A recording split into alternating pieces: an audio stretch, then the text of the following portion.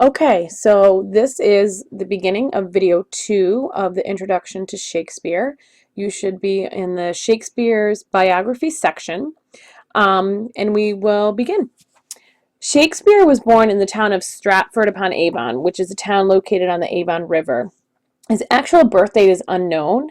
However, his baptism was recorded as occurring on April 26, 1564. Most babies during this time were actually baptized 3 days after their birth, which leads some people to believe that Shakespeare's actual birthday was April 23rd. Coincidentally, he died on April 23rd, 1616, making April 23rd the most common date to celebrate his birthday. So, again, born in 1564, we think on April 23rd, the actual date is uncertain because he was baptized on April 26th. His father, John Shakespeare, was a glove maker and a shopkeeper. Sometimes he served as high bailiff, similar to acting as a mayor of the town of Stratford. So with that knowledge, we have to understand that Shakespeare doesn't come from a lower class family, but actually a mid to upper class family. So a lot of his background and his understandings are based off of the higher class society. At age 18, Shakespeare marries Anne Hathaway, a woman who's 8 years older than he was. Within their first year of marriage, they have a daughter named Susanna, and later they have twins, a boy that they named Hamnet, and then a girl that they named Judith. Remember his son's name, Hamnet, because it's going to be reminiscent of something that we're going to talk about coming up.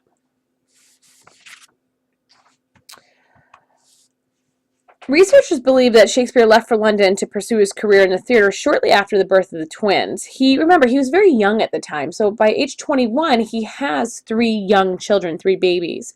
By 1594, he became a part of an acting troupe called the Lord Chamberlain's Men, named after their benefactor, Lord Chamberlain. In 1603, that same troupe then is renamed to the King's Men, when King James becomes their benefactor. When there's a benefactor, it's basically someone who is providing the funds for the acting troupe to perform. So first it's Lord Chamberlain. He pays all the money for this troupe to perform, and then King James does in 1603. They must have been really good to have such important men kind of pay for them to work as traveling actors. In this slide, we're going to watch a video clip to learn a little bit about London during the time that Shakespeare was living there. This is the London to which Shakespeare came in 1587. The map was first produced about 1550 and updated for many decades thereafter. It gives us a clear idea of the size and layout of the city, largely still confined to the medieval walls, with no part of it far from the countryside. The moat, or ditch as it was called, which lay outside most of the walls of the River Thames to the south, meant there was plenty of water around, but not enough to combat the Great Fire in 1666, which destroyed most of the buildings we see here. As the houses were built of wood, it's not surprising the city burned so fatally and dramatically. But it means now we have few buildings which show what the city was like in Shakespeare's time. So Shakespeare not only wrote plays, but actually acted in them as well. And he is the most widely read playwright in all of the English language. However, it's also important for us to understand that he wrote long narrative poems and, like we learned in the last unit, shorter poems called sonnets.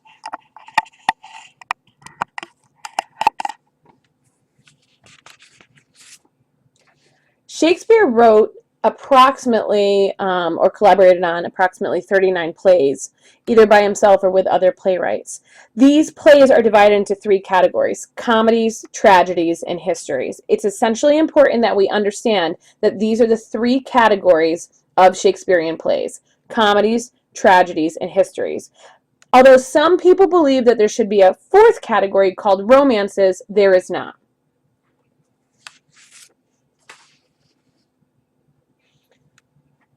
Shakespeare remains popular today, not only in the theaters and in academic settings, but also as films and other versions of his plays have been produced.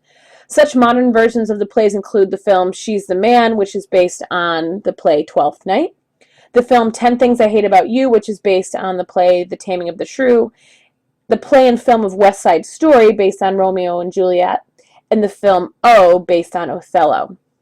Now what we're going to do is listen to an audio clip about the impact of Shakespeare's work. Shakespeare is larger than life.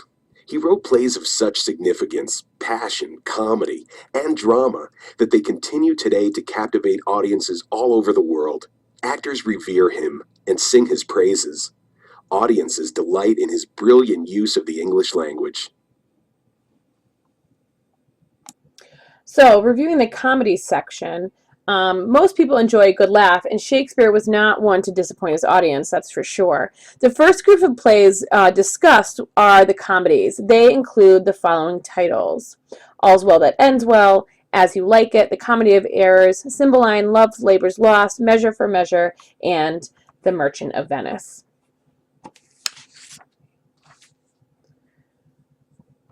Continuing in the comedies, there's The Merry Wives of Windsor, A Midsummer Night's Dream, Much Ado About Nothing, Pericles, The Taming of the Shrew, The Tempest, and Troilus and Cressida.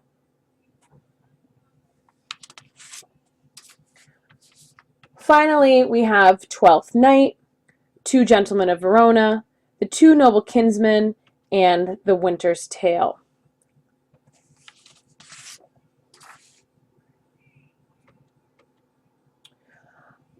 Of these, some of the most popular include All's Well That Ends Well, The Merchant of Venice, A Midsummer Night's Dream, The Taming of the Shrew, and The Tempest. What we're going to do now is we're going to listen to an excerpt from The Tempest. Happy dimmed the noontide sun, called forth the mutinous winds, and twixt the green sea and the azured vaults set roaring war. Graves at my command have waked their sleepers, oped, and let them forth by my so potent art. There are common characteristics of the comedies which include false or mistaken identities of characters, characters experiencing the toils of love and marriage, and the concept of good versus evil. Shakespeare also wrote songs for his comedies, but only textual versions of those songs exist today. So it's important to understand the common themes: false, mistaken identities, toils of love and marriage, good versus evil, that are shown in all of Shakespeare's comedies. The famous characters of the comedies are Oberon and Titania from A Midsummer Night's Dream, Rosalind and Orlando from As You Like It, and Petruchio and Catherine in Taming of the Shrew. Oberon and Titania were the king and the queen of a fairy world in A Midsummer Night's Dream, and Petruchio and Catherine have a turbulent relationship in The Taming of the Shrew. Now, as we move on to the tragedies, we have to remember that not everyone likes a good laugh, and they want a good cry or at least a decent battle scene, and this is where the Shakespearean tragedies come in. Again, Shakespeare appealed to the masses in the second category because of these gory battle scenes and the emotional outlet that it provided. These tragedies include Antony and Cleopatra, Coriolanus, Hamlet, Julius Caesar, King Lear, Macbeth, Othello, Romeo and Juliet, Timon of Athens, and Titus Andronicus.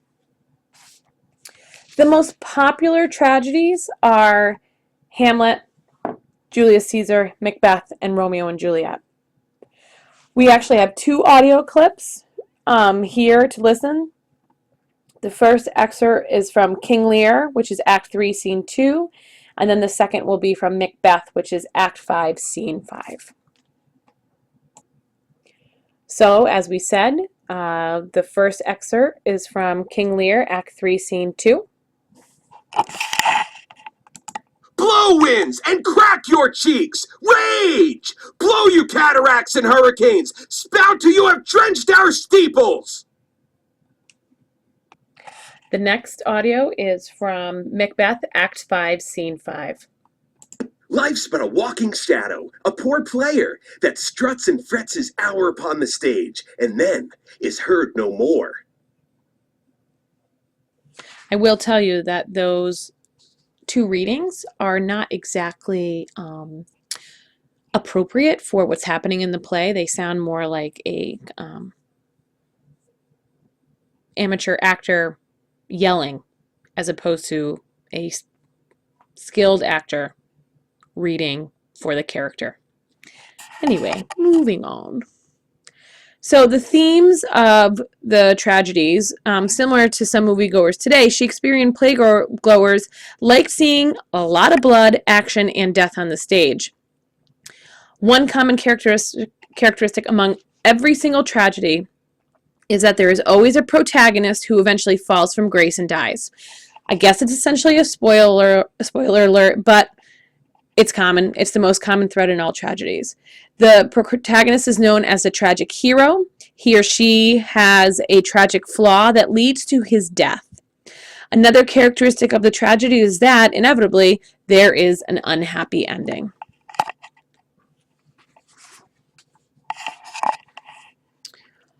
Also, in every tragedy, not only does the main character die, but also secondary characters meet their death as well. For instance, Mercutio and Tybalt in Romeo and Juliet both die during the course of the play. Similarly, Polonius, Ophelia, King Claudius, Queen Gertrude, and Laertes and Hamlet all die. And Calphurnia, Portia, and Cassius and Julius Caesar also die. In many ways, the mark of a good Shakespearean tragedy, the mark of a good Shakespearean tragedy is kind of the pile of dead bodies stacked on the stage at the end. Now, the protagonist of the tragedy is always admired initially, but they're flawed. The protagonist's tragic flaw results in the character's death. The protagonist is also capable of both good deeds and bad, as seen in some of the most famous characters in the tragedies, such as Hamlet, Prince of Denmark, Macbeth, the Anne of Glamis, and Marcus Brutus.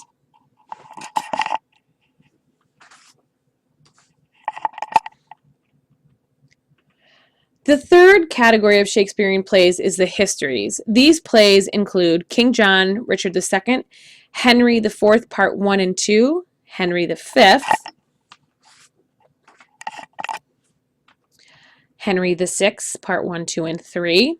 It's kind of like the Die Hard series. Richard III and Henry VIII.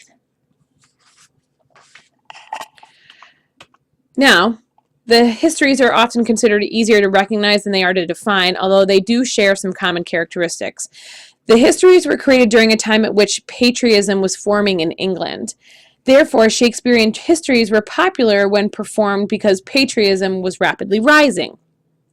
Extensive research has proven that the histories are tied closely to actual historical events. They don't run specifically parallel, but they are run close to it.